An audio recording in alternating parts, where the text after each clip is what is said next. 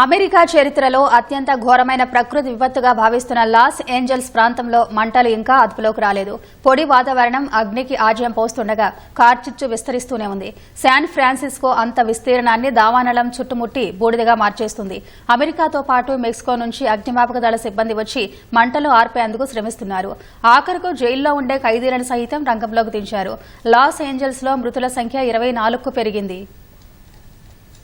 కాలిఫోర్నియాలోని అత్యంత సుందరమైన ప్రాంతంగా పేరొందిన లాస్ ఏంజల్స్ ఇప్పుడు మరుభూమిని తలపిస్తోంది. ఎటు చూసినా కాలి బూడిదైన భవనాలు, నిర్మాణాలు, శిథిలాలే దర్శనమిస్తున్నాయి. కార్చిచ్చు కారణంగా మరణించిన వారి సంఖ్య 24కు చేరింది. పాలిసడెస్లో 8 మంది, ఈటన్ ప్రాంతంలో 16 మందిని అగ్నికీలలు బలి తీసుకున్నాయి. ఈ సంఖ్య పెరుగుతుందని భావిస్తున్నట్లు అధికారులు తెలిపారు. ఈటన్ ఫైర్ జోన్లో 13 మంది, పాలిసడెస్ ప్రాంతంలో 4 గల్లంతయ్యారు. వారిలో అత్యధికులు ప్రాణాలు కోల్పోయి ఉండొచ్చని అగ్నిమాపక సిబ్బంది భావిస్తున్నారు. మృతదేహాలను గుర్తించేందుకు డాగ్ స్క్వాడ్తో గాలిస్తున్నారు.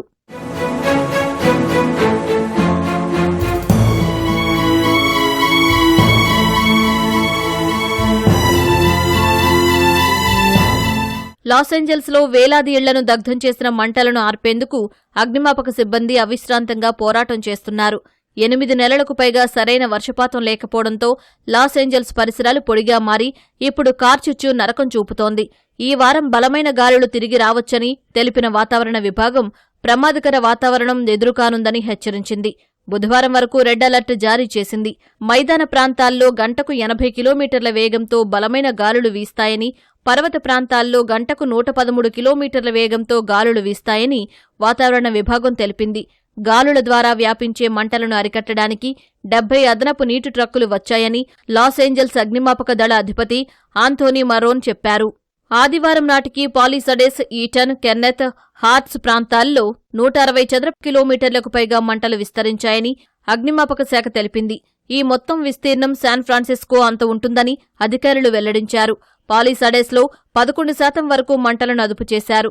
ఈటన్ ప్రాంతంలో 27% అగ్నికీలలను ఆర్పారు. కాలిఫోర్నియాతో పాటు 9 రాష్ట్రాల నుంచి సిబ్బందిని తీసుకొచ్చి మంటలను అదుపు చేస్తున్నారు. అమెరికా పొరుగుదేశం మెక్సికో సైతం అగ్నిమాపక సిబ్బందిని పంపింది. 1354 అగ్నిమాపక యంత్రాలు, 84 విమానాలు, కొత్తగా వచ్చిన వారితో కలిపి 14,000 మందికి పైగా అగ్నిమాపక సిబ్బంది కార్చిచ్చును అదుపులోకి తెచ్చేందుకు నిరంతరం శ్రమిస్తున్నారు. కొందరు ఖైదీలను సైతం మంటలు ఆర్పేందుకు రంగంలోకి దించారు. California department of correction and rehabilitation ప్రకారం 950 మంది ఖైదీలను అగ్నిమాపక సిబ్బందికి సహకరించేందుకు పంపారు.